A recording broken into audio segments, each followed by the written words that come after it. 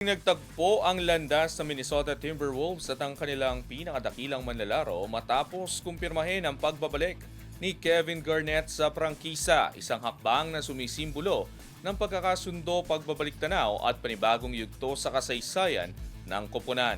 Ang ibang detalye alamin sa aking pag-abante. Nakatakdang bumalik si Kevin Garnett sa Minnesota Timberwolves sa isang bagong papel na nakatuon sa business, community at fan engagement.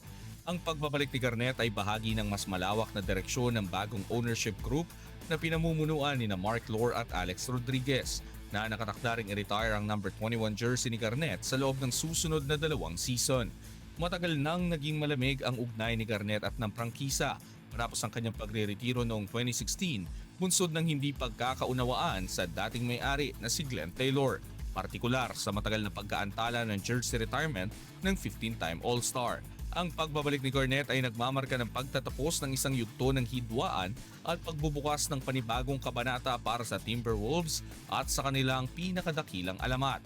Drafted ng Minnesota bilang number 5 overall pick noong 1995, diretso mula high school hawak ni Garnett ang halos lahat ng pangunahing franchise records kabilang ang puntos, rebounds, assists, steals, blocks at games played at siya nag-iisang NBA player na nanguna sa lahat ng kategoryang ito para sa isang koponan.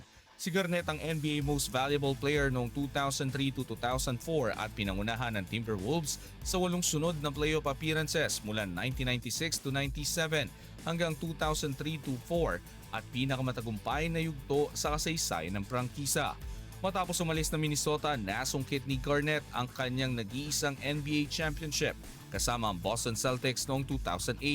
Ipinagdiwang ng Celtics ang kanyang pamana sa pamamagitan ng pagre-retiro ng kanyang number 5 jersey noong 2022 na ipasok sa Naismith Memorial Basketball Hall of Fame noong 2020 sa unang taon ng eligibility. Muling bumabalik si Garnett ngayon hindi bilang manlalaro kundi bilang haligi ng pagkakakilanlan at kasaysayan ng Timberwolves. Ako si Sus Valdez, Abante Sports, nauna.